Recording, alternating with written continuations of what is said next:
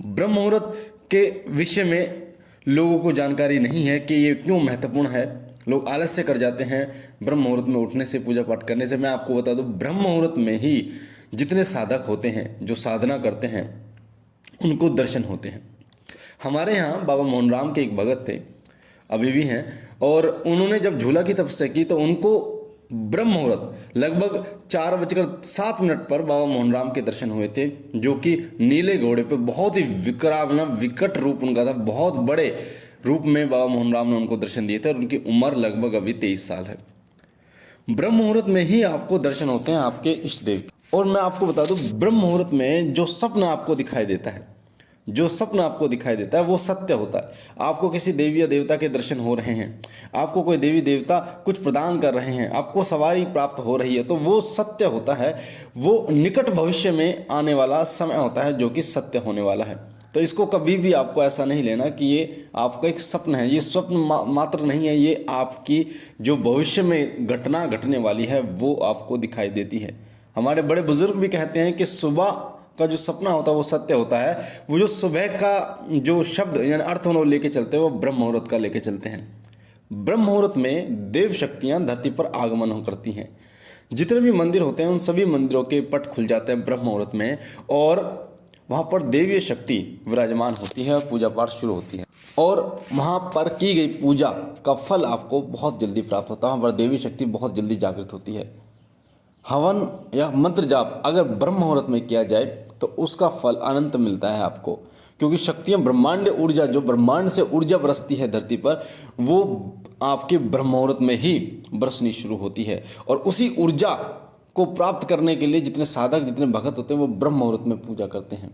जब आप पूजा पाठ मंत्र जाप करना शुरू करते हैं तो आपकी ऊर्जा ब्रह्मांडीय ऊर्जा से मिल जाती है, और वो जो देवता हैं जो अपने लोक में विराजमान हैं उन तक आपकी बात पहुंचती है और वो खिंचे चले जाते हैं आपकी तरफ। यही होता है जब किसी साधना को एक दिशा में, पूर्व दिशा में, पश्चिम दिशा में, उत्तर दिशा में मुख करके करना होता है। कि जब आप किसी साधना को किसी दिशा में मुख करके करते हैं तो जहाँ उनका लोक होता है उस दिशा में मुख करके करते हैं, तो आपकी प्रार्थना बहुत जल्दी आपके इष्ट देव तक पहुँचती है। ब्रह्म मुहूर्त में बहुत ही कम लोग पूजा पाठ कर पाते हैं। इसका कारण ये होता है कि आलस्य लोगों को ज़्यादा आता है, मन लोगों का नहीं करता, मन पर नियंत्रण नहीं रहता। मन के विषय में मैंने 2-3 वीडियो बनाई हैं जो बहुत महत्वपूर्ण है।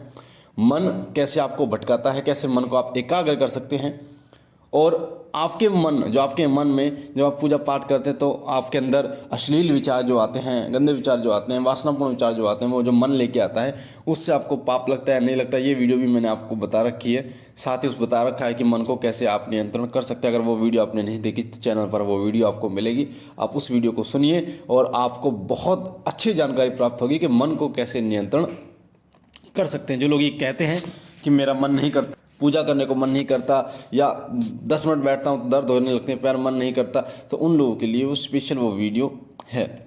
तो ब्रह्म मुहूर्त का जो समय है जिसको अमृत बेला कहा गया है, अमृत बेला दोनों तरीके से कहा गया है। अमृत क्योंकि ब्रह्म मुहूर्त में वायु बिल्कुल शुद्ध होती है, वायु बहुत शुद्ध होती है, और वो शुद्ध वायु आपके शरीर में यानी आपके प्राण में जाकर शुद्धि प्रदान करती है। तो इसलिए अमृत बेला कहा गया। और साथ ही अमृत बेला इसलिए भी कहा गया है कि जो ऊर्जा होती है, ब्रह्मांडीय ऊर्जा जो होती है, ईश्वरीय ऊर्जा जो होती है, वो भी आपकी आत्मा में जाकर आपकी आत्मिक ऊर्जा को शुद्ध करती है, आपकी आत्मिक ऊर्जा को बढ़ाती है, ताकि आप तेजस्वी बनो, आपका ऑरा जो है वो और ज़्यादा मौजूद। मैं आपको बता दूं, जो लोग ब्रह्म मुहूर्त में उठते हैं, जिनकी आंखें स्वयं ब्रह्म मुहूर्त में खुल जाती हैं, उनका ऑरा अपने आप तेजस्वी बनता चला जाता है।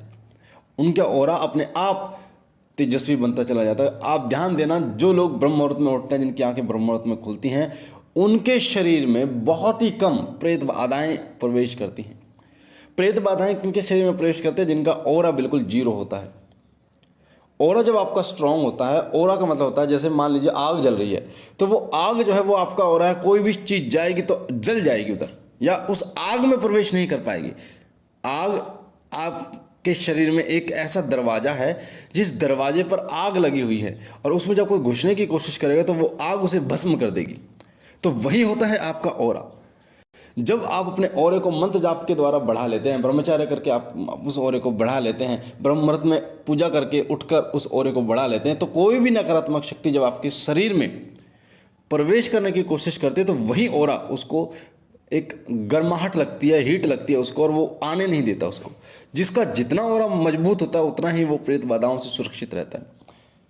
बाकी जो लोग गलत कार्य करते हैं, अपने शरीर की ऊर्जा को व्यस्त करते हैं, व्यर्थ करते हैं, जो लोग पूजा पाठ नहीं करते, नास्तिक होते हैं, जो लोग गलत कार्य करते हैं, अपने शरीर को नाश करते हैं, अपने शरीर का जो गलत, जैसे दारू पीते हैं, तामसिक चीज़ों का परहेज, वो खाना, तामसिक चीज़ों को सेवन वो करते हैं, तो उनका ऑरा बिल्कुल ख़त्म होता है। उन लोगों के शरीर में प्रेत बाधाएँ सबसे ज़्यादा वास करती हैं। जो लोग सात्विक होते हैं, जो लोग ब्रह्म मुहूर्त में उठते हैं, जो लोग पूजा पाठ करते हैं, उनका ऑरा धीरे धीरे विकसित होना शुरू होता है, और उनके ऊपर जितने भी भूत प्रेत आदि होती है, नकारात्मक शक्तियों का प्रभाव नहीं। तो मैं आपको बता दूं, एक केस मेरे पास आया हुआ था जिनके पूरे परिवार में प्रेत बाधा यानी घुस चुकी थी।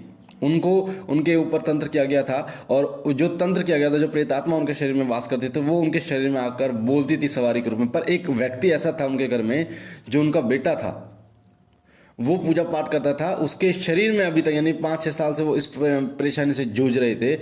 सभी के शरीर में वो प्रवेश करके परेशानियां उसने उत्पन्न करनी शुरू कर दी थी। किसी के शरीर में दर्द, पेट में दर्द, घुटनों में दर्द, किसी की बुद्धि को पकड़ लें, पर उस व्यक्ति जो लड़का था उसके शरीर में वो प्रवेश नहीं कर पाई।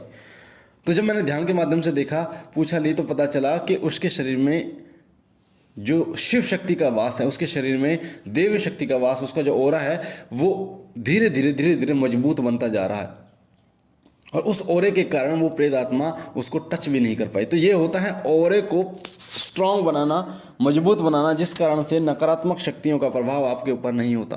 नहीं तो कई नकारात्मक शक्तियां आपकी बुद्धि को हर लेती हैं, आपकी बुद्धि पर बैठ जाते हैं, आपकी बुद्धि बांध देती हैं और अपने अनुसार कार्य कराती हैं, कई लोगों को बर्बाद कर देती हैं। वो दारू पीना शुरू कर देते हैं, कमाना काम धंधा छोड़ देते हैं, क्योंकि किसके कारण? नकारात्मक शक्तियों के कारण होता है। तो ब्रह्म मुहूर्त जो अमृत वेला का समय होता है, इस अमृत वेला में अगर आप पूजा पाठ भी नहीं करते, आप मात्र उठ जाते हैं, तो उठने के कारण ब्रह्मांडीय ऊर्जा आपको प्राप्त होती है, जो आपके ऑरे को धीरे धीरे विकसित करना शुरू कर देती है। तो ब्रह्म मुहूर्त में की गई पूजा से आपको कितना फल प्राप्त होगा, ये आप खुद समझ सकते हैं।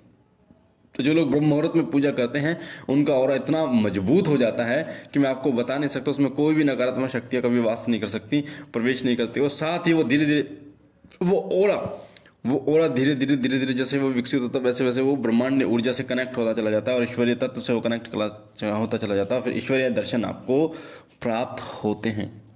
अधिकतर देवी देवता दर्शन आपको ब्रह्म मुहूर्त में देखते हैं, ध्यान रखना। अगर किसी को दर्शन हुए हैं, जो उनकी सेवा से प्रसन्न होकर किसी देवता ने दर्शन दिए सपने के माध्यम से, तो ब्रह्म मुहूर्त में ही दिए हैं। इस बात को आप आजमा लेना, आप देख लेना। तो इसलिए ब्रह्म मुहूर्त में पूजा जरूर करें, और ब्रह्म मुहूर्त में उठना अभी से ही शुरू कर दें, ताकि आपके ऑरा यानी ब्रह्म मुहूर्त में उठने से आपकी बहुत सारी परेशानियां तो ऐसे ही खत्म हो जाती हैं। शारीरिक रूप से आप मजबूत हो जाते हैं, शारीरिक रूप से आप शुद्ध हो जाते हैं, आत्मिक रूप से आप शुद्ध हो जाते हैं, नकारात्मक शक्तियाँ आपके शरीर में प्रवेश नहीं करती, आपकी पूजा पाठ आपके देवी देवता तक पहुँचने लगती है, ब्रह्मांड ऊर्जा से आप कनेक्ट हो जाते हैं, आपका ऑरा जो है धीरे धीरे बढ़ने लगता है, और आपको आपके देवी देवता जो आप उनको पूजते हैं, जिनकी आप पूजा करते हैं, उनके दर्शन आपको होने शुरू हो जाते हैं। तो ये थी ब्रह्म मुहूर्त के बारे में विशेष जानकारी। मुझे आशा है जानकारी आपको पसंद आई होगी। अगर आप पहली बार हमारे चैनल पर हैं तो वीडियो के नीचे जो लाल कलर का बटन है सब्सक्राइब का, उसे दबा के चैनल को सब्सक्राइब कीजिए, बेल आइकन को दबाइए, घंटे के निशान को, ताकि जो जानकारी हम डालें वो सबसे पहले आपको प्राप्त हो। लाइक कीजिए, शेयर कीजिए और बहनों और भाइयों तक, ताकि और लोगों तक ये जानकारी पहुंचे और लोग भी इस जानकारी का फ़ायदा उठा सकें। लाइक कीजिए, शेयर कीजिए, ताकि और लोगों तक ये महत्वपूर्ण जानकारी पहुंच पाए। बाबा भोलेनाथ से मैं विनती करता हूं कि बाबा आप पर कृपा करें, आपके घर पर कृपा करें, आपकी झोली सदैव भरते रहे। हम मिलते हैं एक नई जानकारी के साथ, तब तक के लिए ओम नमः शिवाय, ओम नमः शिवाय, ओम नमः।